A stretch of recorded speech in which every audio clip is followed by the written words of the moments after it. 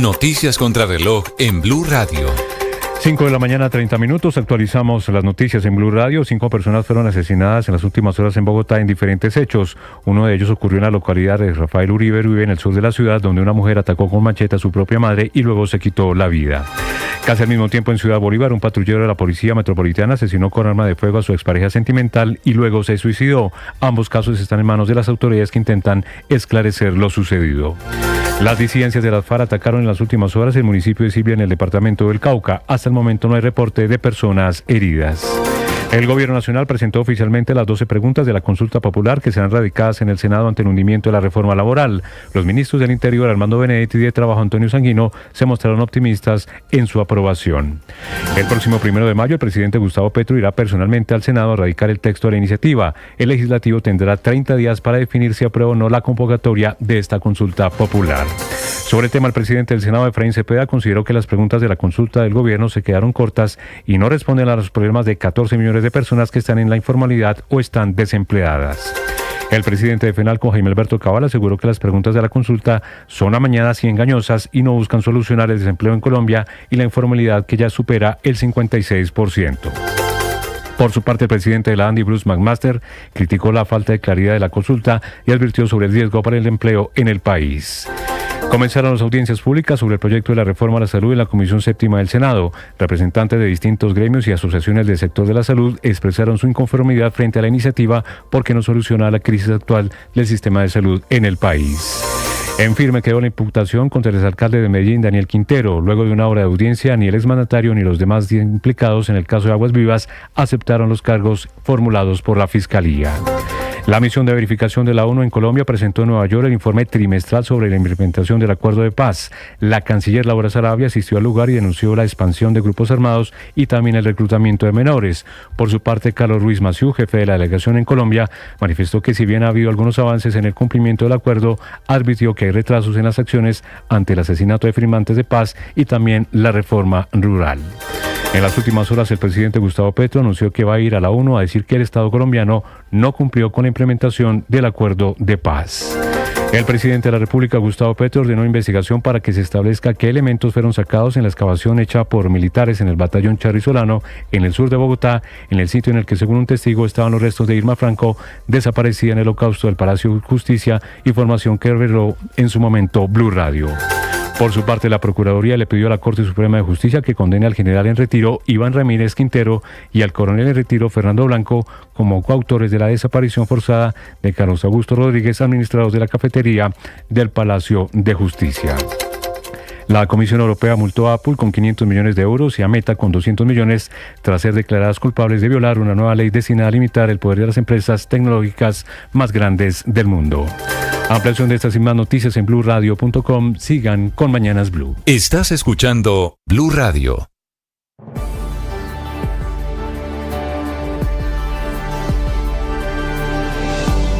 Un millón. Un millón. Un millón de noticias, sueños, emociones. 1 millón de seguidores. 1 millón de seguidores. 1 millón. Decirlo suena fácil. Lograrlo es de trabajo. Mucho trabajo. Ya somos más de 1 millón de suscriptores en nuestro canal de YouTube. Y sumando, 1.010.000. Sumando, 1.020.000. Y sumando. Blue, más que radio. Hace frío en Bogotá, desde donde los saludo. Bienvenidos, buenos días. Hoy es miércoles, es 23 de abril. Es el Día del Idioma, el Día de Cervantes. Aquí estamos para acompañarlos en este amanecer. Está operando de momento el aeropuerto El Dorado, pero solo de momento, porque hay niebla también en Bogotá, así que seguramente pueden cambiar las condiciones de navegabilidad. Los acompañamos con noticias de Colombia y el mundo. También a esta hora, los temas de conversación. Comienza a amanecer ya tímidamente en Bogotá. Temas de conversación en las redes sociales. Camila Carvajal. Hola Néstor, buenos días para usted, para todos los oyentes en este miércoles 23 de abril. Me hizo acordar usted con eso de lo que pasaba en el colegio, el Día del Idioma, recordando además a Miguel de Cervantes Saavedra, justo hoy 23 de abril. Cervantes hoy y Shakespeare simultáneamente, y Shakespeare, ¿no? Sí señor. En redes sociales hablemos de la tendencia, la principal, esta no es en Colombia, Néstor, esta es una tendencia mundial. Numeral Papa, Basílica de San Pedro, por el rito en el que esta mañana se trasladó el féretro, el ataúd de madera de Jorge Mario Bergoglio, y también es tendencia Vaticano. Básicamente en el planeta se sigue en redes sociales minuto a minuto con estas tres tendencias, en todas las redes sociales, la conversación alrededor de la despedida, de la solemnidad que significa el sepelio de quien era el representante de Dios en la tierra. No quería Francisco esta ceremonia con tanto simbolismo y tan solemne, quería una cosa más terrenal, pero todo lo que pase en la muy imponente Basílica de San Pedro, pues Néstor, queda para la historia, y por eso la conversación con estas tendencias que, le insisto, es una tendencia en el planeta. Esta que estamos viendo ya es... Este es el momento en el que llega, San Pedro, sí señor, a la Basílica de San Pedro. Para esta quienes madrugada están conectados en YouTube, esta es la nave central de la Basílica de San Pedro.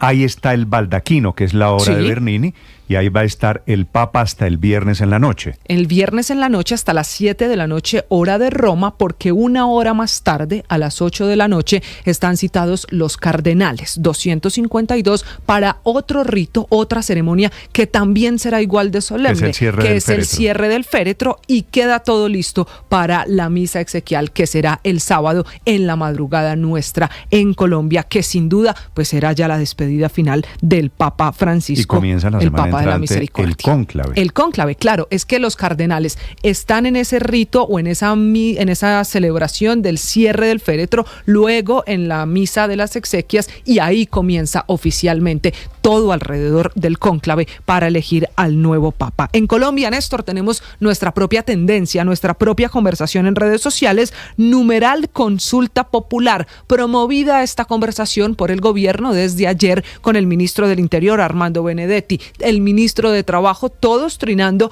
con las preguntas, las 12 que ya se han revelado de manera oficial por parte del gobierno para eso, para la consulta popular. La imagen que ven en pantalla es la que acompaña esta tendencia con las 12 preguntas, y es una tendencia muy fuerte promovida básicamente por todo el gabinete y todas las cuentas oficiales del gobierno. Ya les voy a contar, porque efectivamente, Camila, el gobierno amanece en modo campaña política.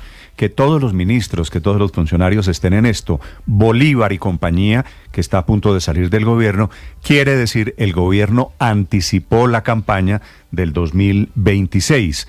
Ahora, no necesariamente va a haber consulta si el Senado no la aprueba. Que ahí es donde está la polémica también en redes sociales, que si las preguntas son o no son, que si hacen falta, que si están bien formuladas, y lo más importante, ¿qué va a decir el Senado de la República, a donde el presidente Petro dijo que él mismo el próximo jueves 1 de mayo va a llevar estas 12 consultas que presentaron los ministros. 12 preguntas que llevaron los ministros de Interior y también de Trabajo. Y por último, Néstor, en Colombia también es muy fuerte la tendencia sobre Daniel Quintero. Ese nombre se repite una y otra vez porque ayer oficialmente quedó imputado por la Fiscalía por todo el escándalo del lote de Aguas Vivas. La tendencia en redes sociales tiene un momento particular de la audiencia, el video en donde le ordenan o le piden mejor al juzgado que le apague el micrófono. El juez tiene que cerrarle el micrófono al exalcalde porque otra vez estaba causando indisciplina, por decirlo de alguna manera. El alcalde quería hablar en cualquier momento.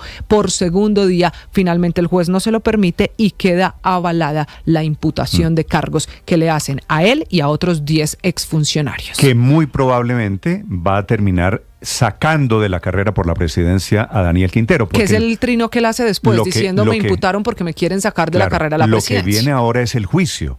Y queda convertido en un candidato sub judice. La Fiscalía lo acusa por un predio por un terreno en Medellín que conocen allí como Aguas Vivas, pero está imputado no solo él, sino buena parte de su 10 gabinete. exfuncionarios de la administración Quintero en Medellín. Así que Quintero, que fue alcalde entre el 2020 y 2023, está en un muy serio enredo.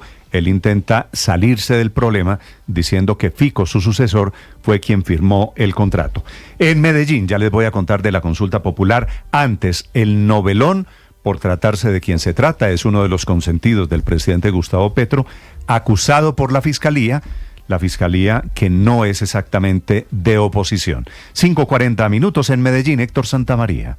Néstor, buenos días. La tercera fue la vencida. El juez 50 penal municipal con función de control de garantías dejó en firme la imputación contra el exalcalde de Medellín, Daniel Quintero Calle, otros 7 exfuncionarios de su administración y 3 particulares en ese escándalo por el caso del lote de Aguas Vivas. La diligencia esta vez se centró en las dudas de la defensa de los particulares, específicamente los empresarios Juan Diego Moreno y Juan Manuel Villegas, este último copropietario del lote Aguas Vivas, ubicado entre El Poblado y Las Palmas, en la zona sur de Medellín. En medio de la audiencia, el juez llamó la atención al exalcalde Daniel Quintero y pidió que le silenciaran el micrófono, pues aunque intervino en la jornada anterior del lunes, quería dejar nuevamente constancia de una supuesta vulneración al debido proceso.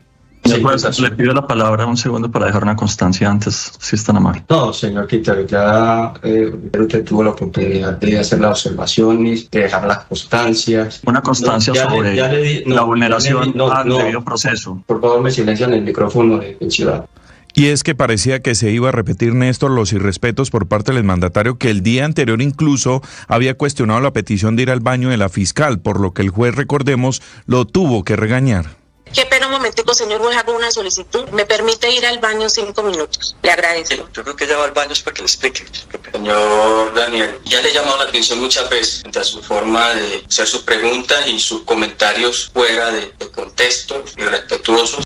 Finalmente, y en medio de los cuestionamientos, Néstor, de la defensa de todos los involucrados, quienes argumentaron todo el tiempo no entender su vinculación en el caso, incluso en medio de los hechos, pues el juez dejó en firme la imputación y uno por uno les consultó si aceptaban o no su responsabilidad, ante lo cual todos declararon ser inocentes, pero en 3 ocasiones le preguntó al exmandatario Daniel Quintero, quien en ese momento nuevamente adujo problemas de conectividad. Cuando el juzgado me bloqueó la cámara y el sonido, seguramente quedé bloqueado. No acepto los cargos, señor juez, soy inocente. Así las cosas, entonces la judicatura le reitera esos derechos fundamentales que tienen a un juicio público, oral, contradictorio, imparcial, con inmediación de las pruebas. Insistió Daniel Quintero que lo quieren sacar de la carrera a la presidencia en el año 2026. Sin embargo, Néstor, la Fiscalía imputó a 6 funcionarios de la Administración Distrital por interés indebido en la celebración de contratos. A su turno, los imputados por prevaricato, por acción y peculado a favor de terceros son el exalcalde Daniel Quintero, el exsecretario general Fabio García, mientras que también a los 3 empresarios que están involucrados en este escándalo. Ya el juez, pues con función de control de garantía, reiteró que tiene el derecho a la defensa y que lo siguiente será que la Fiscalía presente el escrito de acusación cuya audiencia se anunciará en los próximos días. Medellín amanece con tiempo seco, 17 grados de temperatura, Néstor. Gracias, Héctor. Ese es el argumento de Daniel Quintero, que lo quieren sacar de la carrera por la presidencia. La verdad es que en las encuestas es un candidato menor, relativamente irrelevante, aunque eso sí es muy del corazón del presidente Gustavo Petro. Hablando de elecciones, el gobierno se la juega toda alrededor de la consulta popular que esperan sea este año. Fueron presentados efectivamente los 12 puntos, las 12 preguntas con las que el gobierno intenta preguntarle a los colombianos, son el motivo de la consulta, temas de carácter laboral.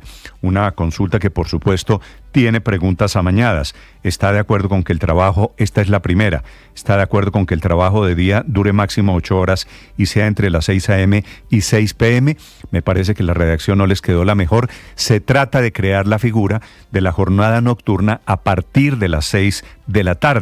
Pero hoy una jornada de trabajo, hay una jornada de trabajo que ya es de 8 horas.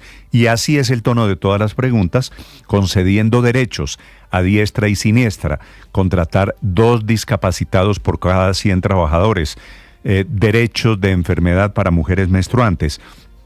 Está de acuerdo con que los aprendices del SENA de instituciones tengan un contrato laboral que ya lo tienen. Está de acuerdo con eliminar la tercerización. Está de acuerdo con un bono especial para el reconocimiento de campesinos y campesinas. Muchos temas que se podrían tramitar a través de leyes que ya están andando en el Congreso de Colombia. Este es el debate que tendrá que enfrentar el ministro del Interior, Armando Benedetti, que aquí reconoce que no tienen todavía los votos ni las mayorías en la plenaria del Senado. No las tenemos, pero soy optimista en que sí. O sea, si ustedes están conscientes, porque lo han expresado aquí, de que esas preguntas son loables y deberían pasar y son necesarias, porque son con base en convenios internacionales y con fallos de la Corte Constitucional. Ahora, segundo, porque unas personas que han sido elegidas popularmente, ¿por qué le van a negar al pueblo que puedan votar? Tercero, al presidente Uribe le aprobaron el referendo. Al presidente Santos le aprobaron el requisito. A la doctora Claudia López y a Duque le aprobaron el tema de la consulta popular. Si aquí no se aprueba, lo que hay es una conspiración. Las 5 de la mañana, 45 minutos, y este es el tono en el que está la campaña del gobierno. Si otros pudieron, nosotros también podemos. Fueron temas diferentes. Hablando sobre el temario de esta consulta popular, el ministro de Trabajo, Antonio Sanguino. El resultado de la consulta, si es afirmativo, es de obligatorio cumplimiento para el Congreso de la República de Colombia en el periodo inmediatamente siguiente. No lo hace, el presidente queda automática y constitucionalmente facultado para expedir por decretos, y el gobierno hábilmente se hizo a una bandera política que es el tema del trabajo y derechos de los trabajadores. La consulta popular no dice ni una palabra sobre la formalización de 12 millones de colombianos que hoy están en la informalidad. Tampoco tiene ni una sola palabra de quién va a pagar todos los derechos. Por supuesto, serían los empresarios que están en modo alerta porque encarecerían los costos notablemente de las empresas y de sus propietarios. Jaime Alberto Cabal, de Los Comerciantes. Las preguntas que se han dado a conocer hoy sobre la consulta popular lamentablemente son amañadas, engañosas y no apuntan a buscar la falta de empleo formal. El debate que iba a ser en el Congreso de Colombia, en donde se trancó la reforma laboral, ahora se traslada a las calles. Sobre los costos de la reforma, el presidente de los industriales de Colombia, de la ANDI, Bruce McMaster. Existe en este momento una estimación que dice que se perderían 500.000 empleos si se reduce la jornada laboral. A pesar de eso, ¿usted estaría de acuerdo con la reducción de la jornada laboral? Esa es la pregunta que habría que hacerle si quisiéramos ser transparentes y si no quisiéramos manipular. Esto me lleva a concluir que en realidad las preguntas son todas de carácter muy populista. Presentadas las 12 preguntas, ahora vendrá la consecución, conseguir el dinero, 700.000 millones de pesos, que es lo que vale la consulta popular. El presidente del Senado, el barranquillero Efraín Cepeda. Que abramos un debate también en el Congreso sobre estas preguntas y vemos cuáles no están contenidas en esos proyectos, cuáles desecharía el Senado y cuáles podemos adicionarlas como proposiciones. Ese es un camino más corto y más económico. Recordemos que la consulta vale 700.000 millones de pesos que hoy no están en las arcas. En Colombia hay algo más de 40, casi 41 millones de colombianos habilitados para votar. Tendría que presentarse en esa consulta 13.600.000 colombianos y de ellos la mitad más uno votar sí. Así que es una aventura electoral que no necesariamente tiene ganada el gobierno. Andrés Carmona. Néstor, buenos días. Entre los temas abordados en las 12 preguntas presentadas por el gobierno se encuentran temas como la jornada laboral diurna de máximo 8 horas hasta las 6 de la tarde, el pago del 100% de recargo por trabajo en domingos y festivos, permisos especiales por salud y condiciones médicas como la menstruación y la inclusión de personas con discapacidad en el mercado laboral. Además, se plantean beneficios para pequeños empresarios productivos, la formalización de jóvenes aprendices del SENA y la regulación de los derechos de trabajadores de plataformas digitales, entre otros. Pero antes de cualquier llamado a las urnas, el Senado debe otorgar el beneplácito a las preguntas y a la justificación de la consulta, y la realidad es que esta corporación es la que más ha demostrado choques con el gobierno nacional, por lo que lograr las mayorías en la votación del concepto favorable no es un camino fácil. Y es que las posiciones de los senadores, ya con las preguntas sobre la mesa, demuestran que no hay ambiente para que pase la iniciativa. Incluso sectores políticos y económicos califican la propuesta como una muestra más del populismo del gobierno, que prefiere poner preguntas sugestivas y engañosas para la gente que resolver sus problemas. más. La senadora verde, Angélica Lozano. Yo creo que esto es un ensayo y que el 1 de mayo no sé cómo van a llegar con espada, pero hasta que no se radiquen las preguntas, pues no son las que se van a discutir en el Congreso. Según las leyes 134 del 94 y 1757 del 2015, que regulan los mecanismos de participación ciudadana en Colombia, se establece que una vez presentada la consulta al Senado, este tendría 20 días para pronunciarse, con una prórroga de 10 días más, para lo que se necesitan 54 votos que avalen ese aplazamiento. Sin embargo, según el secretario general del Congreso, Diego González, la proposición que daría concepto favorable a la consulta solo necesitaría de una mayoría simple, es decir, la mitad más uno de los asistentes a la sesión, por lo que las ausencias y el lentejismo serán claves para que los colombianos acudan a las urnas. Andrés Carmona, Blue Radio.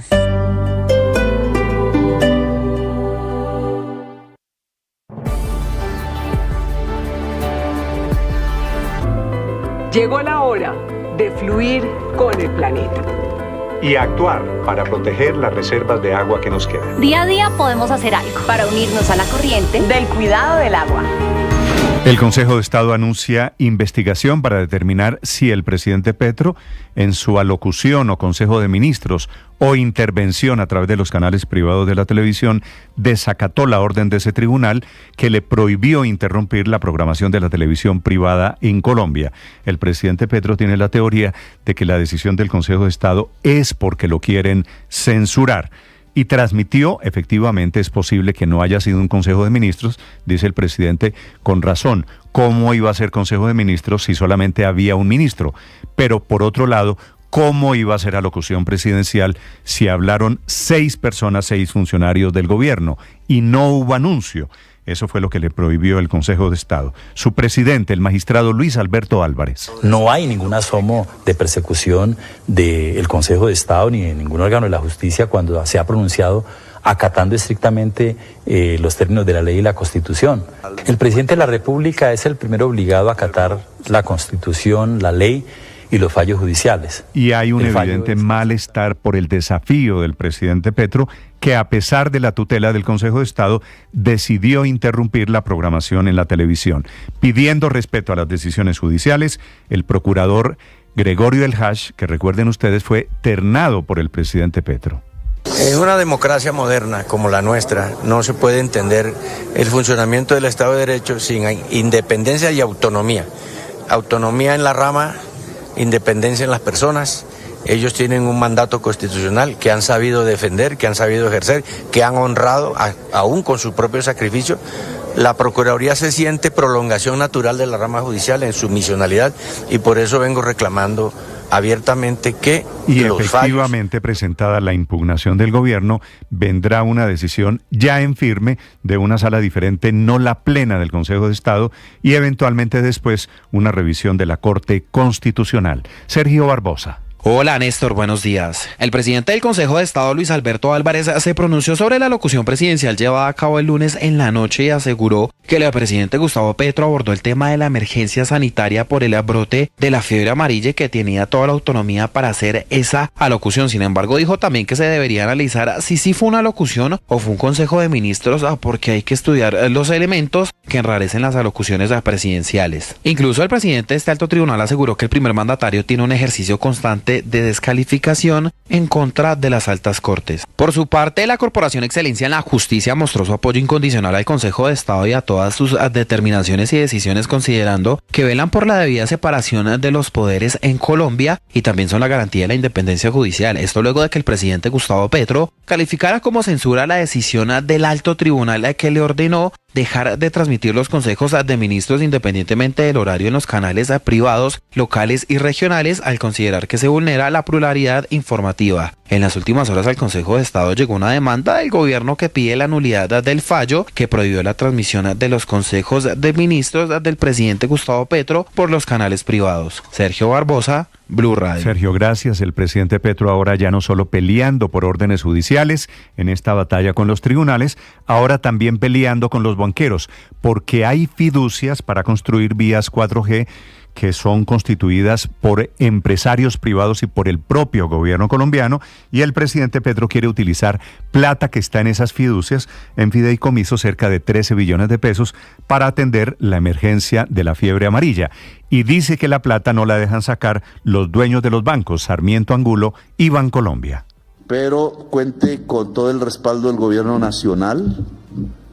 La plata no se va primero al señor Luis Carlos Sarmiento, no señor, no se va a Bancolombia, en los fideicomisos de las dobles calzadas, eso se acabó.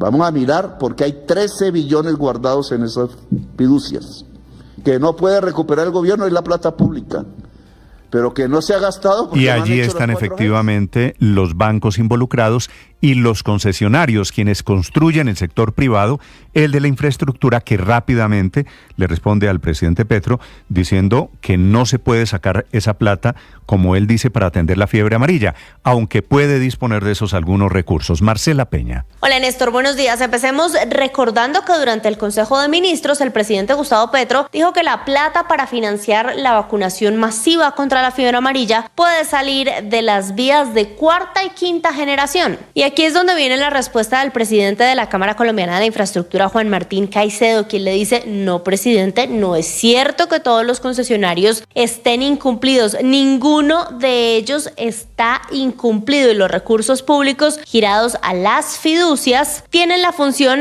de pagar las obras. Las vigencias futuras están pagando la financiación de obras que antes se habían financiado con capital privado. No se puede tan alegremente culminar esas obras sin acuerdos con los concesionarios. ¿Qué es lo que dice el presupuesto? El gobierno tiene para este año estimadas vigencias futuras para vías de cuarta generación por 6,7 billones de pesos. Solo en 2 proyectos que han tenido problemas hay 520.000 millones. Estamos hablando de la vía Mulaló-Lobo Guerrero y del proyecto Bucaramanga-Pamplona. Bucaramanga-Pamplona comenzará un proceso de liquidación en el segundo semestre del año, mientras que la vía Mulaló-Lobo Guerrero tiene problemas, pero hay negociaciones en curso entre la ANI y el Grupo Aval para liquidar este proyecto. Marcela Peña, Blue Radio. Marcela, gracias. Claro, la plata está en las fiducias, que no quiere decir que es plata que se hayan tomado los bancos.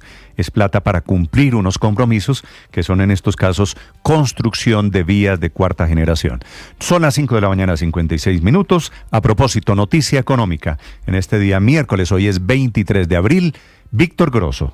Néstor, buenos días. El año pasado se redujo la pobreza multidimensional en Colombia. Esta es una medición que hace el DANE no sobre los ingresos de los hogares. Ese es otro tipo de pobreza, la monetaria, sino teniendo en cuenta elementos relacionados con la calidad de vida, como educación, trabajo, salud, condiciones de los niños y jóvenes, de la vivienda, entre otros elementos. La pobreza multidimensional cayó desde el 12,1 hasta el 11,5%. Eso quiere decir que 251.000 personas salieron de la pobreza multidimensional y que alrededor de 6 millones siguen teniendo deficiencias en estas dimensiones de calidad. Desde que se mide este indicador en el 2010, la caída ha sido estructural, pasando de casi el 30% hasta el 11,5% del 2024, solo desmejorando durante la pandemia. Mirando con detalles el informe, Colombia mejora en indicadores de educación, primera infancia y calidad de las viviendas, pero entre el 2023 y el 2024 desmejoró en acceso a servicios de salud, evidenciando el deterioro que en los últimos meses ha tenido el sistema de salud nacional. La pobreza multidimensional cayó en buena parte del país, pero en la capital, en Bogotá, hubo un incremento pasando del 3,6 al 5,4%. Víctor Grosso, dataifx.com.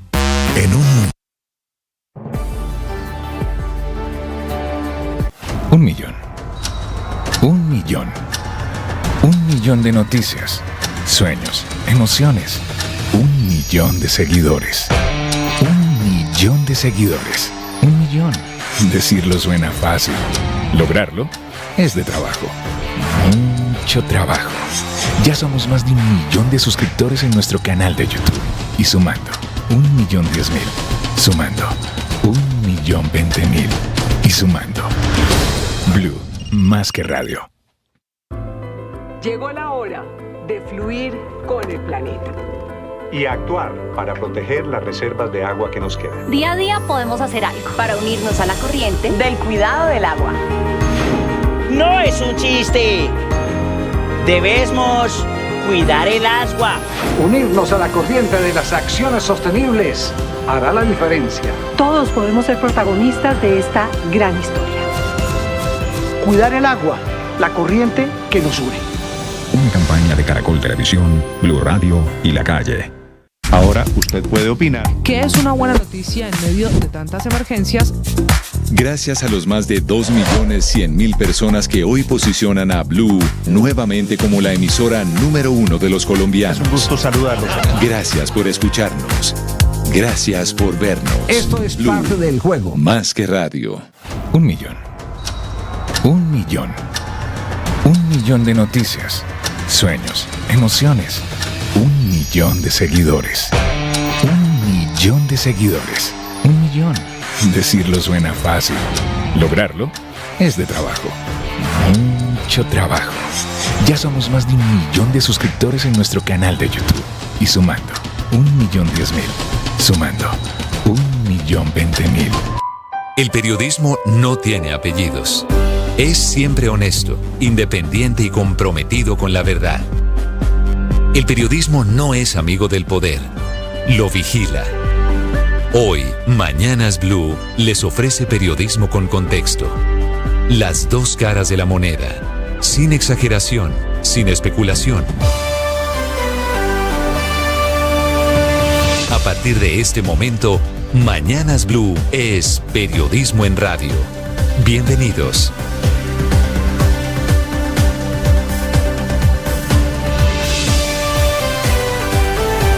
Bienvenidos, muy buenos días, 6 de la madrugada, 40 segundos, un gusto saludarlos. En este día miércoles, esta madrugada, terminó lo que en el Vaticano se llama el rito de la traslación, con el cual arranca el funeral público del Papa Francisco. El cuerpo fue llevado de la Basílica de Santa Marta a San Pedro, en el Vaticano, en donde va a estar abierto al público hasta el viernes a las 7 de la noche. Y ya hay miles de personas que están entrando. A las 8 de la noche del viernes será la ceremonia del cierre del féretro, a la que están citados todos los cardenales, los que pueden votar y los que no, en el cónclave, en total 252, que encabezarán la misa exequial el sábado en la madrugada y que estarán desde la semana entrante, fecha todavía incierta, en el cónclave eligiendo al nuevo Papa. Bienvenidos, la ceremonia de esta madrugada estuvo llena de simbolismos, llena de la pompa que no quería el Papa Francisco. Permanece en este momento allí, en la nave central, en la parte alta, en la parte que construyó Bernini, en el baldaquino de Bernini, frente a la tumba de San Pedro, en donde miles de católicos están llegando a despedir al Papa Francisco. Jorge Mario Bergoglio, que murió esta semana a los 88 años de edad. Su cuerpo va a estar allí en cámara ardiente. Este rito de la traslación es la procesión con la que llevaron en hombros el cuerpo del Papa, que recorrió media Roma. Lo llevaron los sediarios pontificios, así se llaman, que son personas que tradicionalmente están al servicio del Papa y que tienen el honor esta mañana de cargar, de alzar el ataúd. Estaban escoltados por la Guardia Suiza en una ceremonia que estuvo precedida por una gran pompa encabezada por el camarlengo del Vaticano, que en latín hizo una oración, una liturgia, para que comenzaran los ritos de despedida al pontífice, al Papa Francisco, que no quería estas ceremonias suntuosas. Resultaron al final inevitables. Todo lo que pase, por supuesto, en medio de la magnífica catedral de la Basílica de San Pedro queda enmarcado para la historia. Desde hoy hasta el viernes, cerca de 500.000 fieles van a poder pasar frente al ataúd de madera del Papa Francisco en un silencio muy solemne que solo se ha visto interrumpido por algunos aplausos esta madrugada desde hace 2 horas con los que recibieron el féretro cuando entró a la Basílica de San Pedro. Bienvenidos, ya les vamos a contar en directo desde el Vaticano y cómo se están preparando los cardenales, que ya están dando pasos y están, por supuesto, en la movida alrededor de cómo va a ser el cónclave. En Colombia, oficialmente, hoy miércoles, el gobierno entra en campaña, anticipando la contienda para las elecciones del 2026. Reveladas las 12 preguntas de la consulta popular que va a llevar el presidente Petro el Día del Trabajo, que es el jueves de la semana entrante, al Senado. Todos los ministros, encabezados por Benedetti, el de la política, o Sanguino, el de trabajo, todos están ya en campaña invitando a los colombianos a votar estas 12 preguntas, porque saben que de eso depende la legitimidad del gobierno. Necesitan 13.600.000 votantes y que de esos 13.600.000, la mitad más uno vote sí en la consulta popular. Eso en el supuesto de que logren pasarla por el Senado, a partir de lo cual tendrán un mes, a partir del jueves 1 de mayo, cuando el presidente Petro se presente supuestamente allí, porque es día festivo y el Congreso no trabaja. Ese mes será el tiempo que tendrá el Senado para analizar estas 12 preguntas, que muchas seguramente le gustan a usted, me gustan a mí, le gustan a los colombianos. Y de eso es de lo que se quiere agarrar el gobierno. Ahora, son preguntas, por supuesto, que no hablan de la financiación. El gobierno está arrancando apenas con 25 votos y necesita el apoyo de 53 senadores. Los que tienen garantizados son los 19 del Pacto Histórico, 5 de los señores de las FARC de comunes y el voto de la curul indígena. De ahí en adelante vendrá una batalla, trabajo parlamentario 1 por 1. Está de acuerdo con que el trabajo del día dure máximo 8 horas, ya dura 8 horas, la jornada diurna comienza hoy a las 9 de la noche, quieren anticiparla a partir de las 6 de la tarde. Yo votaría sí, pero eso encarecerá los costos, alertan los empresarios, que podría significar, según cifras del Banco de la República, el despido de cerca de 500.000 trabajadores, porque claro, la consulta no dice quién va a pagar los muchos derechos que intentan reconocerse allí. A propósito del gobierno, les voy a contar de la nueva batalla del presidente Petro, que es alrededor de 13 billones de pesos que están destinados, están en fiducias, en bancos, dedicadas a concesiones de vías 4 y 5G. Ordenó revisar la plata, dice el presidente Petro, que esas concesiones tienen en fiducias, porque la teoría, la del presidente, es que Luis Carlos Sarmiento y el Banco de Colombia y unos ricos privados y constructores tienen esa plata y se la están quitando al gobierno, y que el gobierno la necesita para atender la emergencia de la fiebre amarilla. Son 13 billones de pesos que el gobierno considera que hoy tienen destinación específica a través de vigencias futuras. El gobierno la quiere usar en fines diferentes y el presidente aprovecha para lanzar allí una andanada contra el sector de la infraestructura, contra quienes los manejaron y contra los dueños de los bancos, que son los que tienen la plata, pero no quiere decir que sea plata de la que dispongan ni Bancolombia, ni Sarmiento Angulo, ni ningún banquero en Colombia. El presidente Petro peleando ahora con la infraestructura, con los bancos, y sigue la pelea también con la justicia alrededor de la tesis de que lo quieren censurar y de que él sí cumple los fallos judiciales, sabiendo que hace 24 horas apenas se saltó la decisión que le puso límites a sus alocuciones presidenciales. Es un gusto saludarlo. Les voy a hablar a propósito de la fiebre amarilla, del primer caso en una ciudad. Ocurre en Ibagué, la capital del Tolima, en donde apareció una joven de 15 años a la que tuvieron que trasladar a un hospital, el de Manizales, porque en Ibagué no había cómo. En Ibagué, de donde fue secretario de Salud, el actual ministro de Salud, no hay allí cómo atender a un enfermo de fiebre amarilla. Este es el primer caso en una ciudad declarada la emergencia pública, y aumentaron allí en el Tolima los puntos de vacunación. Ya en el país son 57 casos reportados desde enero de este año, 24 de pacientes que desafortunadamente perdieron la vida.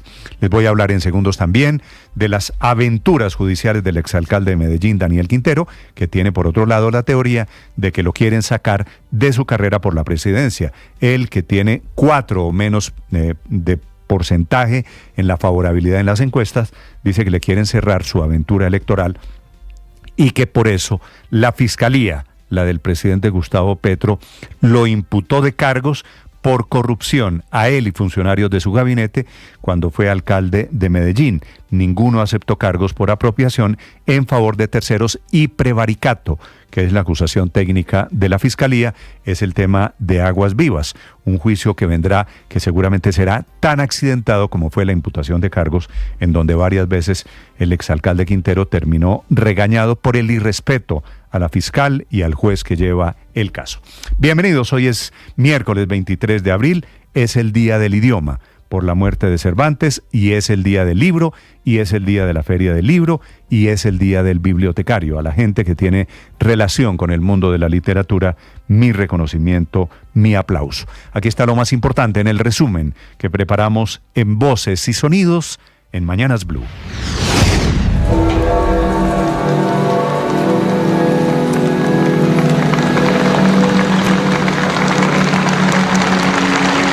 Con un silencio solemne, solo roto por algunos aplausos, el sol radiante en el cielo y en uno de los entornos arquitectónicos más imponentes de la creación, el cuerpo del Papa Francisco ha sido trasladado a hombros de 14 funcionarios vaticanos desde la Casa Santa Marta, donde falleció, hasta los pies del baldaquino, en la Basílica de San Pedro, donde será velado hasta las 7 de la tarde del próximo viernes.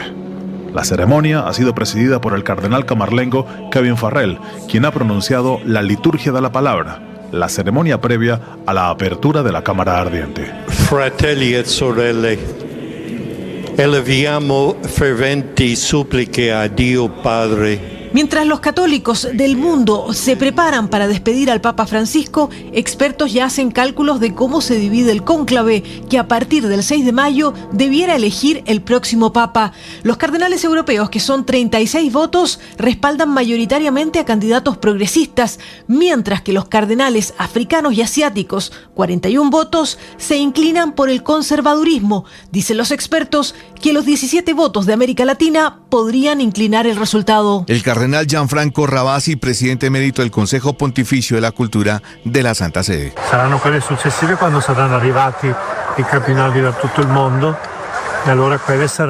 Serán las posteriores cuando lleguen los cardenales de todo el mundo, y entonces serán las indicaciones como ocurrió en 2012. Deberán elegir quiénes participan en el cónclave. Ahora es más una cuestión organizativa en la distribución de las celebraciones de estos días, también porque así lo hicimos deliberadamente así, para que fueran más ágiles, para que tuvieran mayor fuerza. Y a esta hora miles de fieles católicos se siguen congregando en la Basílica de San Pedro para despedir al Papa Francisco. Se fue un papa latinoamericano, entonces al ser argentino lo siento más. Me entristeció mucho porque fue una persona importante y dejó una huella imborrable, no solo en la Iglesia Católica, sino en personas de todo el mundo. Un símbolo de paz, de apoyo a los más desfavorecidos, fue una figura verdaderamente significativa. Finalmente fueron presentadas las 12 preguntas de la consulta popular propuesta por el gobierno del presidente Gustavo Petro y que será radicada en el Senado el próximo 1 de mayo.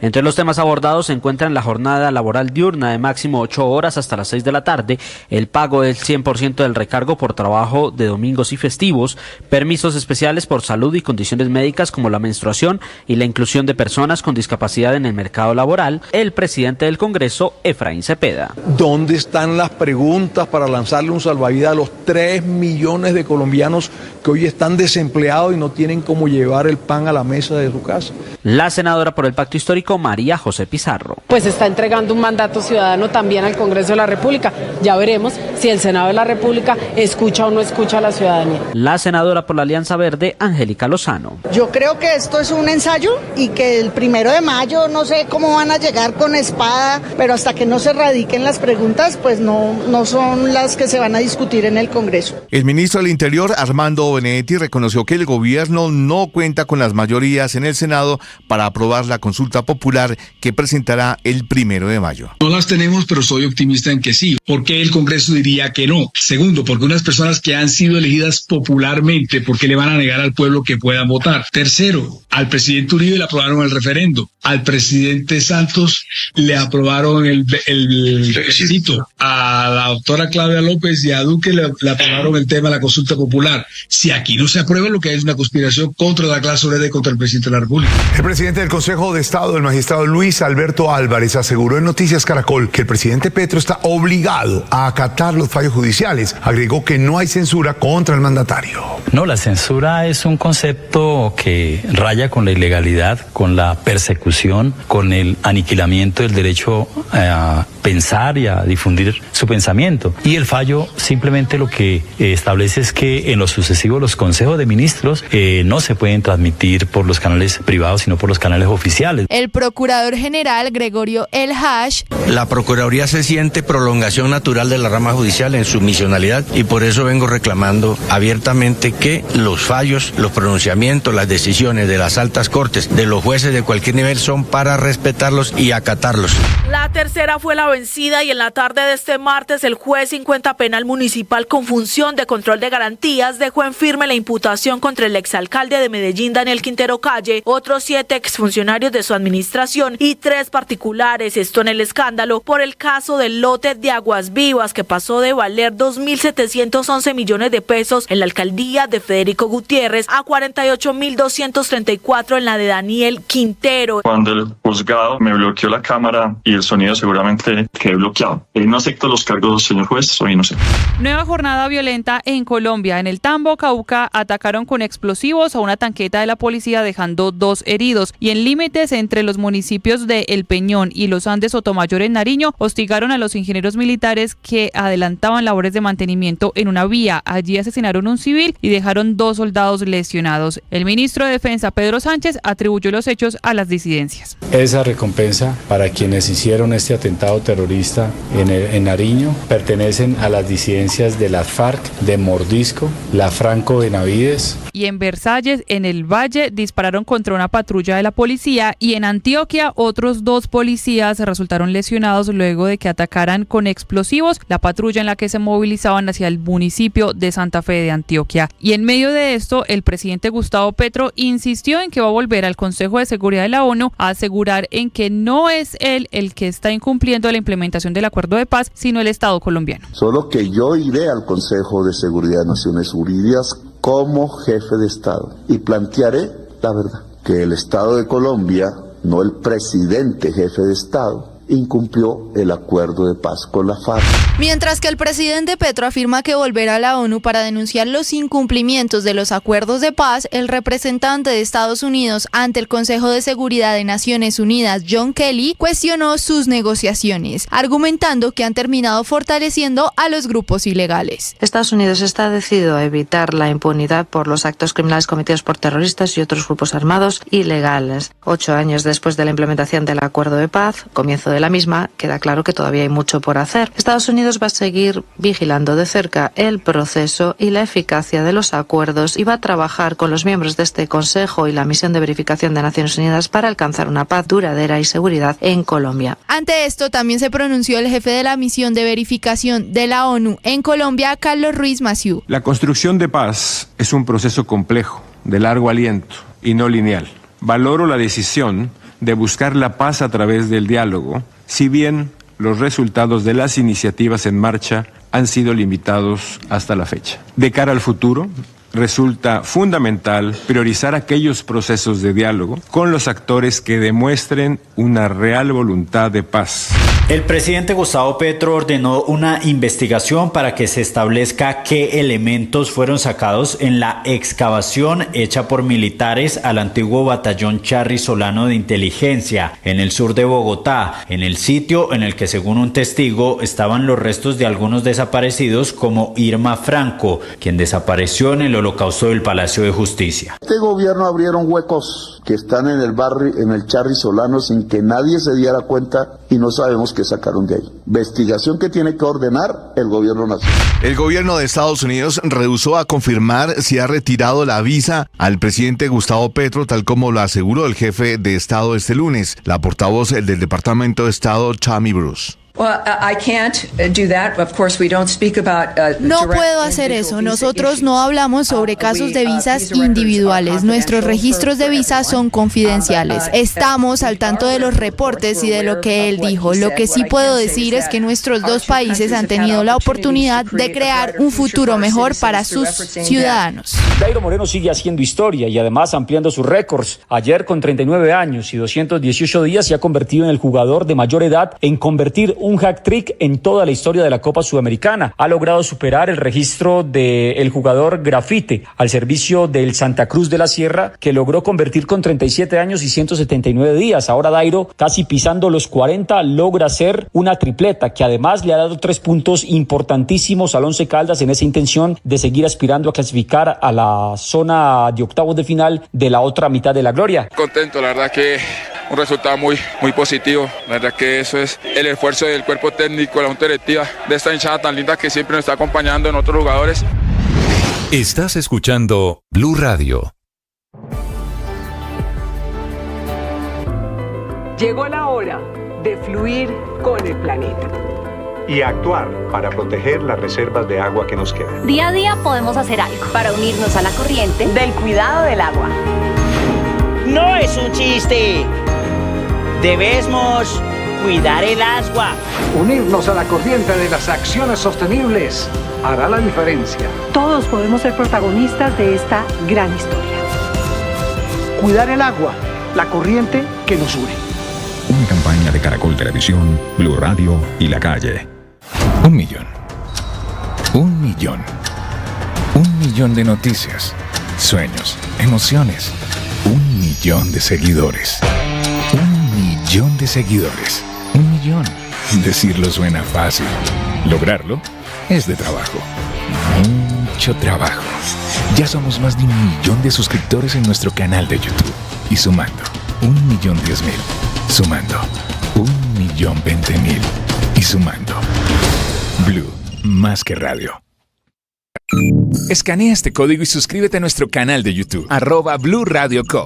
Y disfruta y participa de la programación de Blue Radio. Blue Radio, le ponemos cara a la radio. Blue Radio, la alternativa.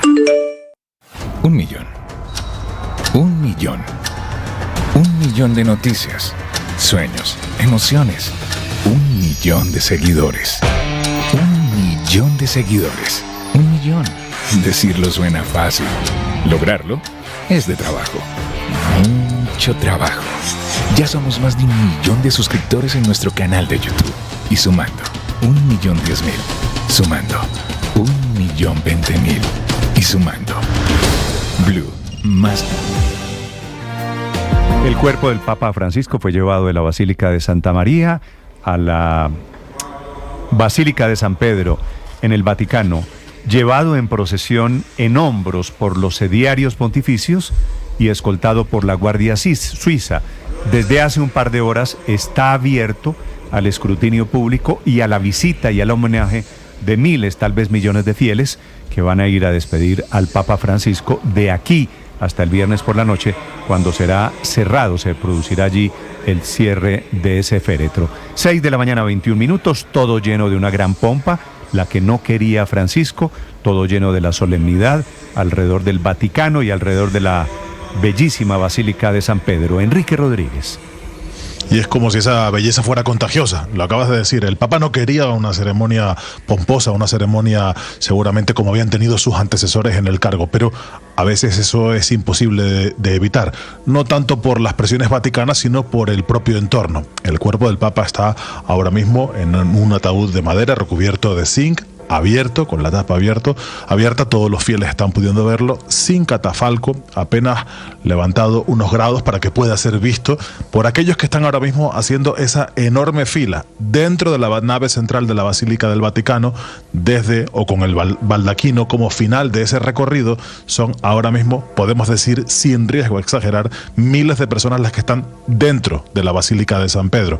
La fila parece ser cada vez más ancha. Quienes llegan hasta los pies del Papa apenas tienen unos segundos para verlo. La mayoría de ellos, como no, sacan sus teléfonos, cámaras de fotos, intentan hacer o recoger un último recuerdo del Papa, y por la parte izquierda de esa nave son invitados a salir por los propios funcionarios del Vaticano, que se encuentran intentando que esto transcurra lo más rápido posible. Este ceremonial de hoy, o mejor dicho, el ceremonial que ha dado pie a esta capilla ardiente, comenzó alrededor o minutos antes de las 10 de la mañana, como no, con el cardenal camarlengo Kevin Farrell, quien pronunció el responso antes, previo al traslado, un responso que fue íntegramente en latín. Servitue Domine, Papae nostri Francisci, vitam et opera benignus respice.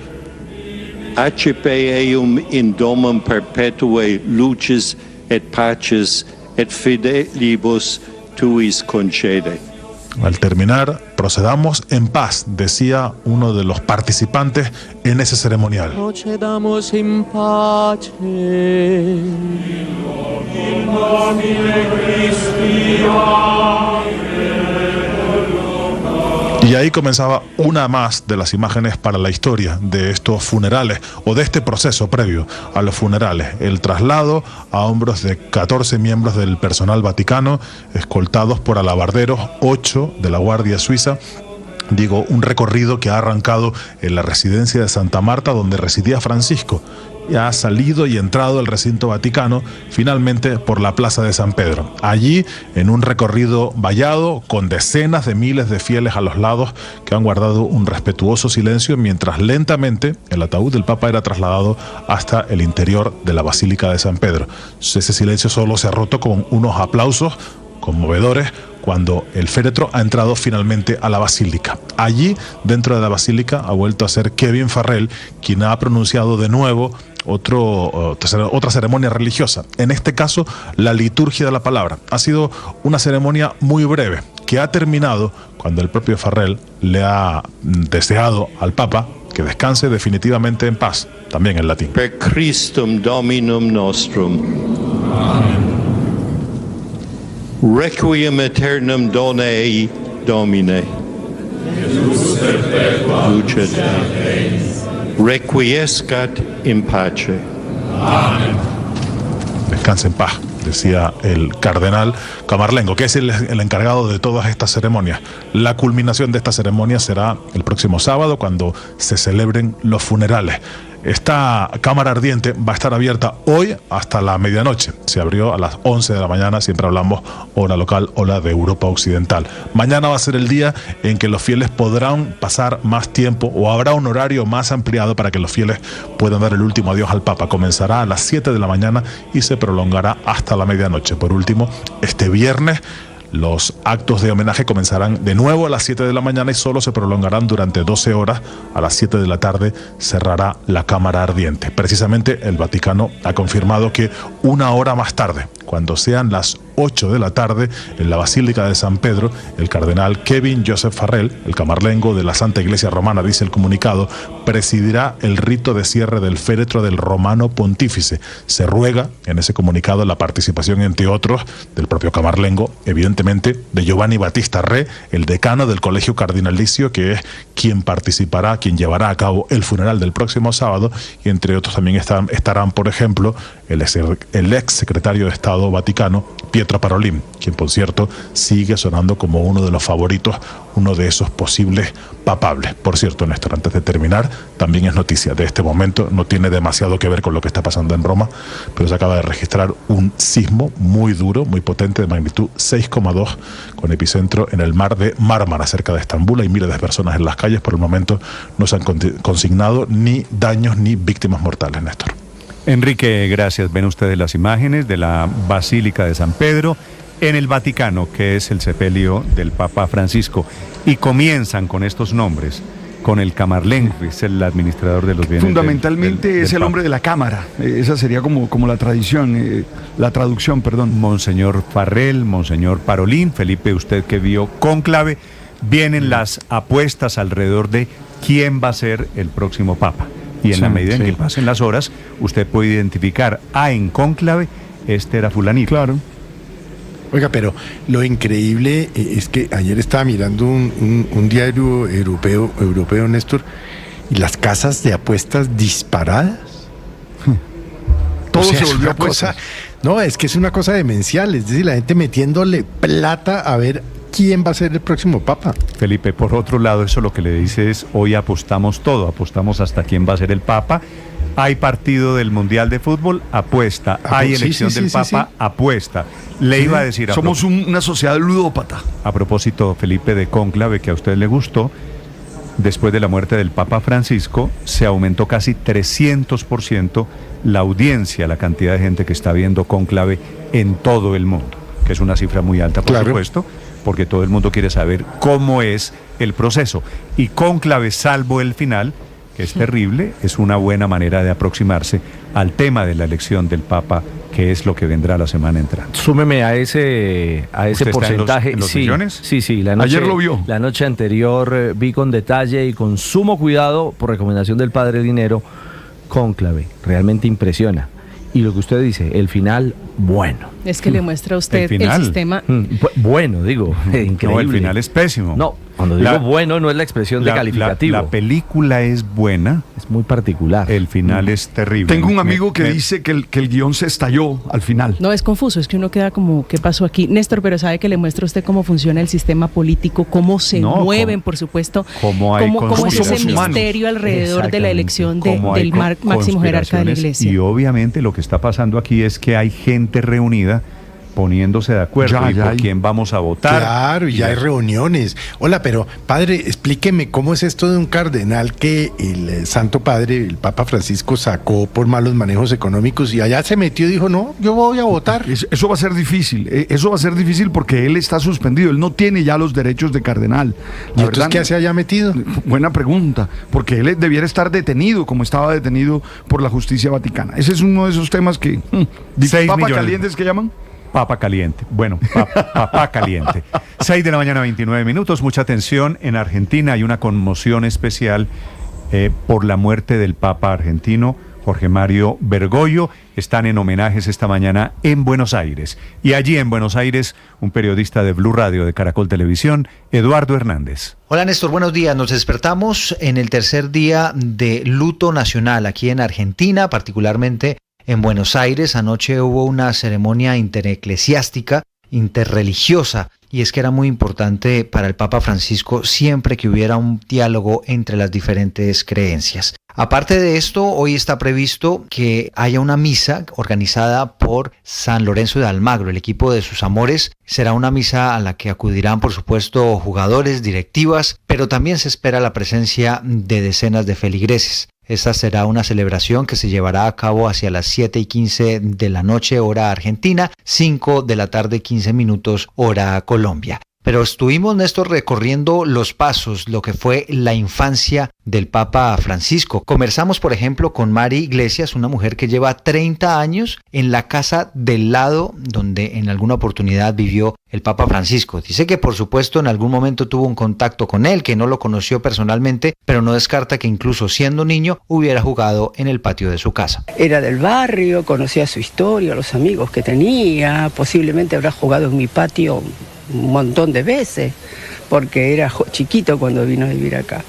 Pero no te olvides que a los 20 años él decidió ser sacerdote y como que ya no vivía acá. Pero fíjese, Néstor, que el Papa Francisco también ha generado algún tipo de reclamo por parte de ciudadanos aquí en Buenos Aires y en general en Argentina por el hecho de no haber regresado a su país después de haber asumido el pontificado. Escuchamos, por ejemplo, a Jorge Pocino. Es un hombre que dice no quiere a Francisco por el hecho de no haber regresado a su país. Es triste porque es un ser humano, pero yo estoy enojado con el Papa. En realidad no lo quiero. No vino a visitarme. En 12 años de papado no vino. Estuvo en Brasil, estuvo en Chile, estuvo en Perú y no cruzó el río para venir a visitar a la Argentina. Entonces yo no lo quiero.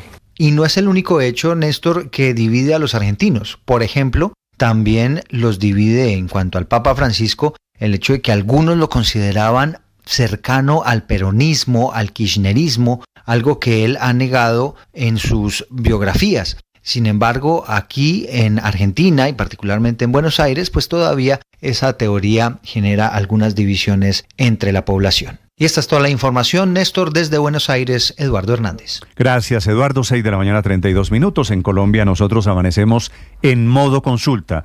El gobierno anticipó, para conocimiento de los colombianos, las 12 preguntas que el presidente Petro va a entregar, dijo, al Senado de la República el próximo 1 de mayo, que el Senado va a estar cerrado, pero el presidente Petro seguramente va a dejar en ventanilla el proyecto que es de convocatoria a esa consulta popular.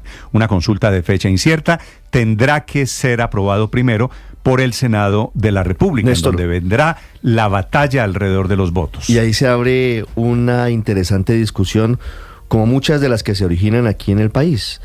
¿Cuál sería la mayoría necesaria en el Senado para aprobar o reprobar la consulta? Hay incluso dudas. El secretario del Senado ayer patinó diciéndoles a los periodistas si se necesitaba mayoría simple o mayoría calificada. Yo entiendo que son 53. Claro, si llegara a estar completo el quórum del Senado. Ahí la pregunta es, ¿se necesitaría una mayoría simple sobre los senadores que estén en el recinto discutiendo? ¿O necesitaría la mayoría calificada? Vendrán muchas discusiones. Ese punto no es menor. Alrededor de cómo es la votación, de qué debe hacer el Senado y qué debe salir a la opinión pública en caso de que haya consulta popular. Sí, lo que dice Ricardo es cierto. Hay una serie de discusiones jurídicas que empiezan a aflorar y van a ser muchas y además van a ser muy de abogados, como esa, por ejemplo, si se requiere una mayoría simple o una mayoría cualificada para aprobar la convocatoria a la consulta, pero también, por ejemplo, otras. Por ejemplo, si el Senado puede modificar las preguntas, si puede adicionar algunas, en fin, cuáles son las facultades del Senado durante este trámite es un tema complejo, porque entre otras cosas es inédito en realidad, ¿no? No se ha hecho un trámite como este. La consulta que se hizo anticorrupción, que fue una consulta de orden nacional similar a esta, pues no era de iniciativa del gobierno, sino que llegó al Congreso con firmas, con apoyo ciudadano. Tal vez el único antecedente entonces, es la de Uribe del 2003, ¿no? Pero ese era un referendo, si no recuerdo mal, Néstor, no era una consulta, y entonces tiene un trámite distinto y una reglamentación distinta, igual que la del presidente Santos, que era un plebiscito. Que yo recuerde, la única consulta que se ha hecho trámite es la consulta anticorrupción. Esta es la segunda. Vale. Todo esto quiere decir, vendrá en este país de santanderismos, vendrá una discusión legal alrededor de las preguntas del sistema de votación en modo consulta popular. Andrés Carmona. Néstor, buenos días. Tras varias semanas de expectativa de que el gobierno buscase recoger de forma digital más de 22.000 propuestas ciudadanas y de especulaciones sobre su contenido, finalmente fueron presentadas las 12 preguntas de la consulta popular presentada por el gobierno y que será radicada en el Senado el próximo 1 de mayo. En los temas abordados se encuentran la jornada laboral diurna de máximo 8 horas hasta las 6 de la tarde, el pago del 100% de recargo por trabajo en domingos y festivos, permisos especiales por salud y condiciones médicas como la menstruación, la inclusión de personas con discapacidad en el mercado laboral, beneficios para pequeños empresarios productivos, formalización de jóvenes aprendices del SENA y la regulación de los derechos de los trabajadores de plataformas digitales, entre otros. En la presentación hecha por los ministros del Interior Armando Benedetti y de Trabajo Antonio Sanguino, este último aseguró que lo que se vota en la consulta de ganar el sí es de carácter vinculante y de obligatorio cumplimiento por parte del Congreso. El resultado de la consulta, si es afirmativo, es de obligatorio cumplimiento para el Congreso de la República de Colombia en el periodo inmediatamente siguiente. Si el Congreso no lo hace, el presidente queda automática y constitucionalmente facultado para expedir por decreto. Pero antes de cualquier llamado a las urnas, el Senado debe otorgar el beneplácito a las preguntas y a la justificación de la consulta. Y la realidad es que esta corporación es la que más ha demostrado choques con el gobierno nacional, por lo que lograr las mayorías en la votación del concepto favorable no es un camino fácil, y así lo reconoce el ministro Benedetti. No las tenemos, pero soy optimista en que sí. O sea, si ustedes están conscientes, porque lo han expresado aquí, de que esas preguntas son loables y deberían pasar y son necesarias, porque son con base en convenios internacionales y con fallos de la Corte Constitucional, ¿por qué el Congreso diría que no? Ahora, segundo, porque unas personas que han sido elegidas popularmente, ¿por qué le van a negar al pueblo que puedan votar? Y es que las posiciones de los senadores, ya con las preguntas sobre la mesa, demuestran que no hay ambiente para que pase la misma. Incluso sectores políticos y económicos califican la propuesta como una muestra más del populismo del gobierno, que prefiere poner preguntas sugestivas y engañosas para la gente. El senador por Cambio Radical, Carlos Motoa. Preguntas obvias, engañosas. Muchas de las preguntas ya están en la legislación laboral, como la que exige que las empleadas domésticas, los conductores, tengan contrato laboral. como la jornada laboral que debe ser de 8 horas, como la que establece la prohibición de la tercerización laboral. ¿Por qué no aplica esa regla el gobierno nacional? Cada vez hay más contratos de prestación de servicios. El presidente de la ANDI, Bruce McMaster. Yo diría que es una forma un poco manipuladora de plantearle a los colombianos aspiraciones que todos debemos tener. Es decir, le están preguntando que si queremos ganar más dinero, que si queremos trabajar menos, que si queremos eventualmente no tener informalidad. Y todas esas preguntas en realidad son absolutamente parciales porque no tienen en cuenta realmente ni cómo se va a lograr, ni tampoco cuál es el eventual costo o las consecuencias de lo mismo. Incluso el presidente del Congreso, Efraín Cepeda, consideró que las preguntas no atienden los problemas reales del mercado laboral y que varias de ellas se pueden aprobar en los proyectos alternativos de reforma laboral que hoy surten trámite en el Congreso. Se quedan absolutamente cortas. ¿Cómo así? Que no hay preguntas para lanzarle un salvavidas a los 14 millones de colombianos que están en la informalidad, que no cotizan a pensión y a salud. ¿Dónde están las preguntas para lanzarle un salvavidas a los 3 millones de colombianos que hoy están desempleados y no tienen cómo llevar el pan a la mesa de su casa? Pero el gobierno podría tener una luz para avanzar en la consulta. Según las leyes 134 del 94 y 1757 de 2015, que regulan los mecanismos de participación ciudadana, se establece que una vez presentada la consulta al Senado, la plenaria tendrá 20 días inicialmente para pronunciarse, prorrogables por 10 días más, para lo que se necesitan 54 votos que avalen ese aplazamiento. Sin embargo, según el secretario general del Congreso, Diego González, la proposición que daría concepto favorable a la consulta solo necesitaría de una mayoría simple, es decir, la mitad más uno de los asistentes a la sesión, por lo que las ausencias y el lentejismo serán claves para que los colombianos acudan a las urnas. Andrés Carmona, Blue Radio. Camila Carvajal es periodista. Está en Mañanas Blue. Ya son las 6 de la mañana, 39 minutos. El gobierno en pleno en campaña de cara a la consulta popular y atendiendo al mismo tiempo una situación de emergencia sanitaria. El país amanece con un nuevo caso de fiebre amarilla. Se trata de una joven de 15 años que se contagió en Ibagué, la capital del Tolima, que es el departamento con más casos, el departamento más afectado por el brote. Con este nuevo contagio, el país reporta 57 casos en 2025 y también subió ayer en uno la cifra de muertos. Colombia tiene 24 muertos este año producto de fiebre amarilla. El último es un hombre en el municipio de Valle de San Juan, también en el departamento del Tolima. El caso de la joven de Ibagué enciende las alarmas porque es un caso de contagio en la ciudad, en la capital del departamento, no en municipios ni en las zonas selváticas que, recuerden, son las zonas donde prolifera, donde aumenta el mosquito que transmite el virus. La fiebre amarilla, que es la razón, o mejor, la excusa que ahora tiene el presidente Petro para estar de pelea con los constructores y con los banqueros. Ya son 2 días de la andanada del presidente a propósito de las concesiones de vías 4G y 5G. Por eso el presidente revisó y ordenó que la ANI revise la plata que esas concesiones tienen en fiducia. Es que el presidente tiene la teoría de que Luis Carlos Sarmiento Angulo, unos ricos privados, constructores y banqueros tienen guardados 13 billones de pesos, que es plata que disponen los bancos, cuando en realidad es plata que está asignada por vigencias futuras para construir carreteras y vías. Pero ahora el presidente dice que esa plata se debería usar, por ejemplo, en la vacunación contra la fiebre amarilla. Al presidente Petro le responde la Cámara Colombiana de Infraestructura, recordándole que la plata en las fiducias es para pagar las obras que se han construido, que han construido las concesiones y que ya se entregaron al Estado. Mientras tanto, los alcaldes en los municipios del país siguen esperando que el gobierno ponga la plata y sobre todo las vacunas en el territorio, en esos municipios donde está el mosquito que transmite la fiebre amarilla, recordando que es la vacunación la manera de frenar este brote. Ricardo Ospina es periodista. Está en Mañanas Blue. Son las 6 de la mañana y 42 minutos. El presidente Gustavo Petro insistió en que acudirá ante Naciones Unidas para denunciar que el Estado colombiano, del que él es el jefe desde hace más de 3 años, incumplió con la implementación del acuerdo de paz con las extintas FARC.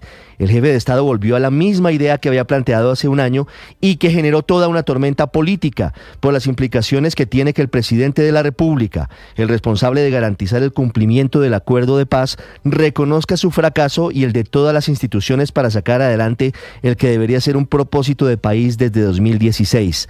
A mediados de 2024, cuando se había hablado de la misma idea de llevar el incumplimiento del acuerdo de paz ante la ONU, Petro y su entonces canciller Álvaro Leiva presionaban a la JEP para que concediera amnistías o indultos generales a criminales de todos los pelambres y amenazaban con abrir una peligrosa rendija con el pretexto de buscar un acuerdo nacional para convocar a una asamblea constituyente. En ese momento, el expresidente Juan Manuel Santos envió una carta al secretario de Naciones Unidas, Antonio Guterres, en la que le advirtió sobre los riesgos que implicaban las ideas erróneas en su concepto planteadas por el presidente Petro y su canciller en torno al acuerdo de paz. Y es que el espejo retrovisor del presidente Petro sobre el incumplimiento del acuerdo no puede ser tan grande como para no reconocer que su gobierno también ha fracasado con el mandato de lo firmado en 2016.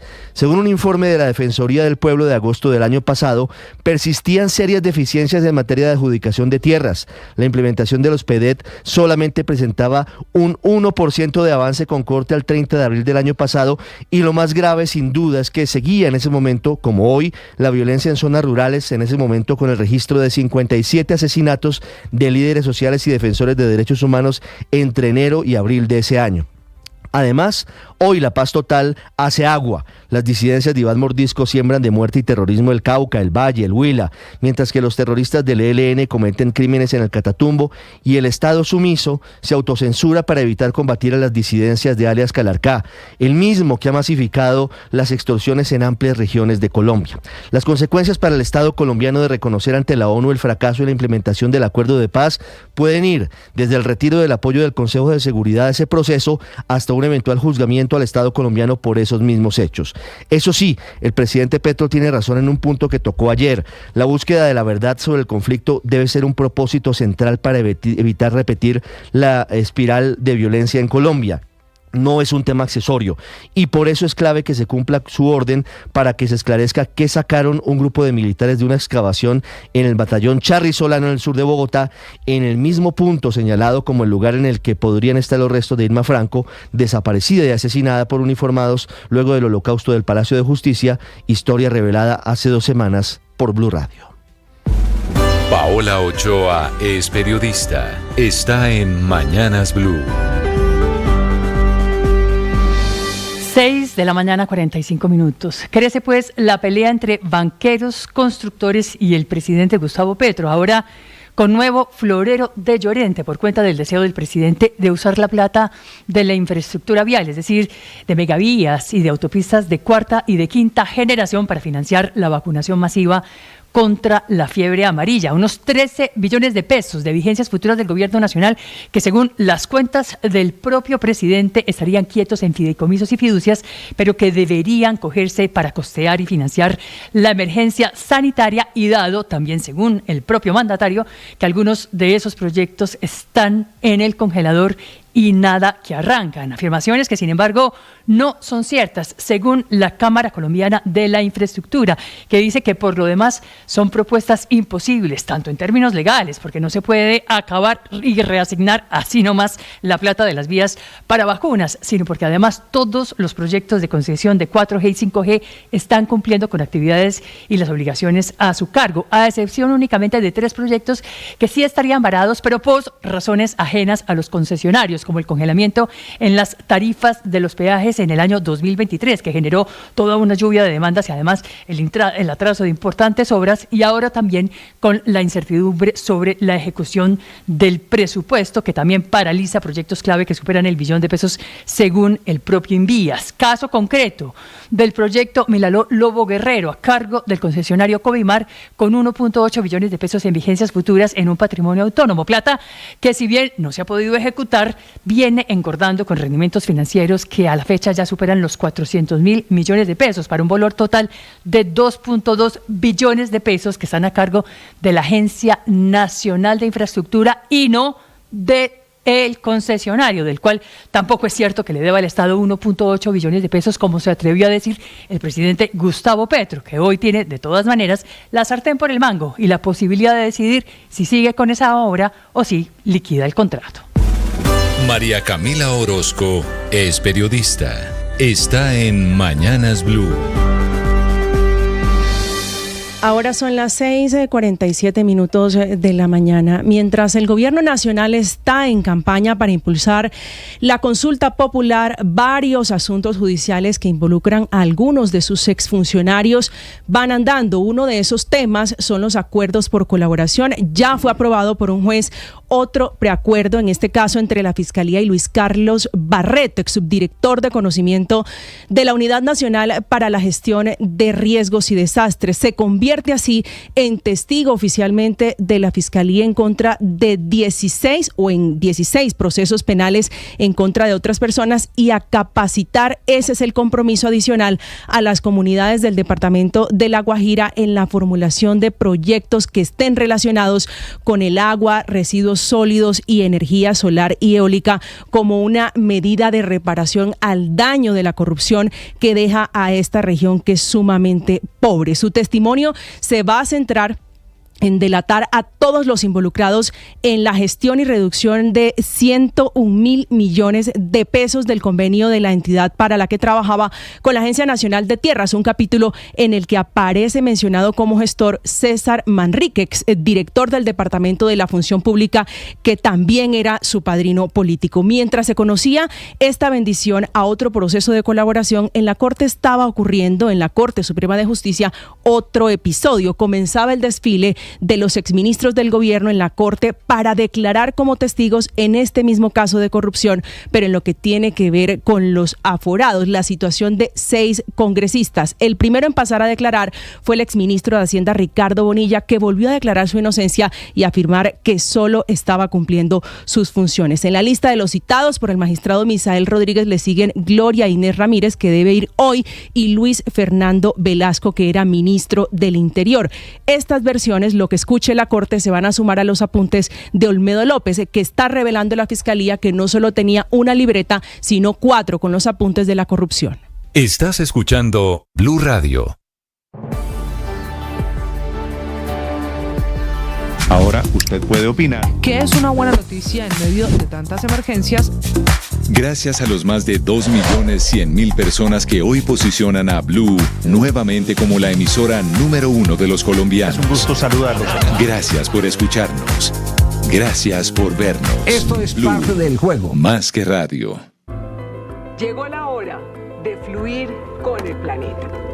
Y actuar para proteger las reservas de agua que nos quedan. Día a día podemos hacer algo para unirnos a la corriente del cuidado del agua. No es un chiste. Debemos cuidar el agua. Unirnos a la corriente de las acciones sostenibles hará la diferencia. Todos podemos ser protagonistas de esta gran historia. Cuidar el agua, la corriente que nos une.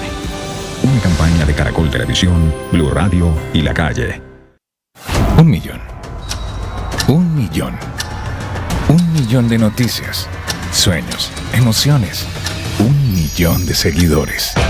1 millón de seguidores. 1 millón. Decirlo suena fácil. Lograrlo. Del país, las 12 preguntas de la consulta popular. Vendrá el siguiente paso, que es el presidente Petro, jueves de la semana entrante, que es el Día del Trabajo, presentando el proyecto ante el Senado de la República. Y luego la batalla para conseguir los votos para que haya consulta popular. Esa es la batalla, o son las batallas del gobierno. Señor ministro de Trabajo, Antonio Sanguino, bienvenido, ministro, buenos días.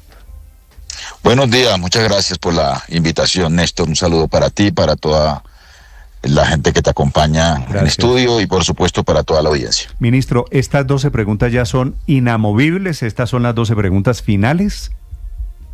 Sí, estos son los temas que hemos acordado con el presidente de la República, los 2 ministerios, el Ministerio del Interior, el Ministerio del Trabajo. Hemos recogido propuestas de más de 20.000 personas que acudieron a nuestros canales digitales, proponiendo temas, proponiendo preguntas. Y hemos recogido también iniciativas de las centrales sindicales, de sectores sociales, de sectores parlamentarios, de partidos y demás. Y con eso hemos consolidado estas preguntas que ayer hicimos pública en la rueda de prensa en el Ministerio del Interior. Ministro, ¿y para sacar adelante estos temas se necesita una consulta popular? Es que la consulta popular convierte en un asunto de obligatorio cumplimiento las disposiciones que están allí planteadas. El Congreso de la República, según nuestro marco constitucional y legal, tendría en el periodo siguiente a la realización de la consulta que aprobar las normas correspondientes votadas en la consulta popular, votadas afirmativamente por la mitad más uno de los que concurran a las urnas, una vez se verifique el quórum, o si no, el gobierno queda habilitado para expedir mediante decretos estas normas. ¿Cómo es eso que el gobierno, ministro, que le escuché la teoría de que el gobierno, si el Senado no tramita o no vota la consulta, el gobierno podría convocarla solo? Claro. Si en 30 días el Senado en su plenaria no se pronuncia sobre la solicitud para convocar a la consulta, automáticamente el presidente queda habilitado para convocarla. Si no se pronuncia, quiere decir si no la aprueba o si no la rechaza. Sí, si no se pronuncia en un sentido o en otro. Si la rechaza tiene el que gobierno, votarla. Ministro, si el Senado eventualmente la rechazara, ¿el gobierno no estaría habilitado para sacarla adelante por decreto? No, claro que no, por supuesto. Pero para mí es impensable que el Senado le niegue a la gente la posibilidad de pronunciarse. No le negaron a Uribe el referéndum, ni a Santos el plebiscito, ni a Claudia y el Partido Verde en su momento la consulta popular anticorrupción. No veo motivos como para que ahora nos nieguen esta posibilidad. Sería tanto como reafirmar el bloqueo institucional del que hemos estado hablando desde sectores del Congreso de Colombia. Ministro, ¿el gobierno estaría dispuesto a qué fecha, en qué fecha están pensando hacer la consulta? Por los tiempos que está previsto, si radicamos el 1 de mayo, hay que contar a partir de esa fecha 4 meses. Es decir, que estamos hablando del mes de agosto para la convocatoria a las urnas. Más septiembre, porque los tiempos que yo tengo son los siguientes. Mayo se va todo en el estudio en el Senado, ¿cierto? Sí. Suponiendo que el Senado lo aprueba, en junio, inmediatamente después, sería la convocatoria. ¿Estamos de acuerdo? Del gobierno. Sí, entre junio, julio y agosto. Son 3 meses. A julio, si es a comienzos de junio, a julio, a agosto y a septiembre. La consulta sería más o menos en septiembre. Sí, por eso, o sea, el Senado tiene hasta un mes para pronunciarse. Si se pronuncia antes de los 30 días, pues podríamos estar hablando de agosto, septiembre, sí, más o menos. Ministro, ¿y qué los hace a ustedes ser optimistas de que el Senado va a aprobar la consulta si por otro lado oí al ministro del Interior diciendo que hoy no tienen los votos? No, el ministro del Interior hizo unos cálculos, pero no lo afirmó de esa manera. Claro, tenemos que persuadir al conjunto de las bancadas. No dijo que no tenían los votos, que no tenían las mayorías. Sí. Bueno, yo no lo interpreto así, digamos, no lo sentí que lo dijera de esa manera, pero bueno, digamos, nosotros arrancamos con una votación afirmativa de la coalición de gobierno, que es el pacto más los senadores de comunes, más los verdes, más el sector del Partido Liberal, el sector de la U, un sector conservador pequeño que también acompaña al gobierno. Incluso ha habido senadores de Cambio Radical que han dicho que acompañarán al gobierno. Yo creo que, digamos, podríamos estar contando con la mayoría para con los 54 o 55 votos que necesitamos para la aprobación. Eso le da, en esas cuentas que usted tiene más o menos en su cabeza, que usted conoce bien, ministro, además porque usted fue congresista, ¿cuántos votos tienen hoy? Bueno, yo pues no le puedo dar una cifra exacta, pero yo aspiro a que por lo menos 60 senadores voten afirmativamente la convocatoria a la consulta. ¿Y usted cree que se necesita, cuál es el mínimo de votos para aprobar? 54. 54 votos. Sí, yo estoy de acuerdo con usted en que se necesitan 54, pero le escuché por otro lado una declaración más o menos ambigua del secretario del Senado con el debate de si se necesita mayoría calificada o no. Pues se necesita que haya quórum, ¿no? O sea, se necesitarían 54 que hagan quórum. Hay seguramente una interpretación como la que ha planteado el secretario, y es que o es mayoría absoluta, que es la mitad más uno de los senadores, o mayoría simple, que es la mitad más uno de los asistentes a la plenaria una vez se constate el quórum. Yo preferiría que pensáramos en que necesitamos la mitad más uno de los senadores, es decir, una mayoría absoluta. Me parece que no hay que arriesgarse, digamos, con una teoría de mayoría simple, porque eso podría dejar dudas sobre la legitimidad de la consulta. Sí. Ministro, ¿por qué hay diferentes lecturas en el mismo gobierno sobre la posibilidad de lograr los votos necesarios para que el Senado apruebe la convocatoria a la consulta? ¿Por qué el ministro del Interior es menos optimista que usted? Bueno, no sé. No sé, yo, digamos, tengo mis cuentas, pero esa no es una contradicción insalvable. Es un asunto de cálculo, ¿no? Y esos cálculos se van resolviendo con la realidad misma del debate en la plenaria del Senado. Sí. Ministro, como está la cosa política, como está pues el ambiente político, asumamos, y no me responda respetuosamente, le pido, no, es que yo no quiero pensar en eso, que no sé qué, no. ¿Qué van a hacer? ¿Cuál es el plan B si el Senado dice no aprobamos la consulta? Pues permítame decirle que yo no me lo imagino que eso ocurra. No, pero ¿no? por eso le digo sin hipótesis. Pero, es muy probable que eso pase. Pues entonces, nosotros no hemos... ¿Cuál es el plan B? ¿Cuál es el plan B del gobierno? Porque ya el presidente dijo que se iban a tomar el Congreso y desenfundaba el arma de Bolívar y no sé qué, pero en la práctica, ¿cuál es? No, pero esos son los simbolismos propios del debate político. O sea, el presidente no está diciendo que vamos a ingresar entonces con las mayorías a tomarnos el Congreso de la República. Una manera de tomarnos es ganar las mayorías en el Congreso en las elecciones del 26, ¿no? Pero a ver, ministro, es que no lo quiero llevar para allá. Simplemente le estoy haciendo una pregunta fácil. ¿Tienen plan B? No, pues no hemos discutido plan B. Ok, eso es, Felipe, no hay plan B. Ministro, un par de preguntas sobre el fondo de las preguntas, sobre las 12 preguntas. Las 12 preguntas, si estamos de acuerdo, es un catálogo de derechos, ¿cierto? Sí, digámoslo de esa manera, sí, señor. Sí, derecho al trabajo diurno, derecho a unos recargos, derechos para campesinos, derechos para repartidores, derechos para pensionados, etcétera. ¿Quién paga todos esos derechos? Porque no dice nada la consulta alrededor de los costos. Es decir, nos vamos para el paraíso, pero ¿quién paga el tiquete al paraíso? Bueno, la dinámica propia del comportamiento de la economía, ¿no?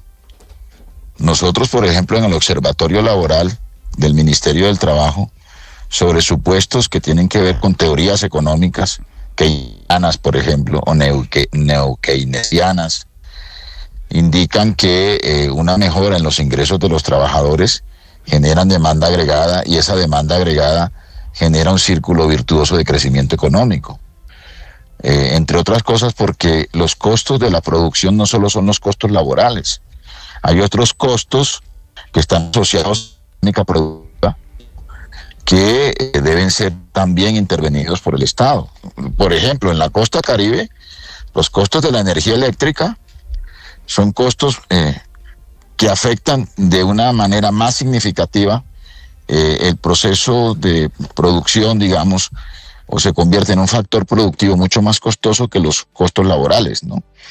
Así que en la medida en que las empresas crezcan, en la medida en que la economía crezca, pues por supuesto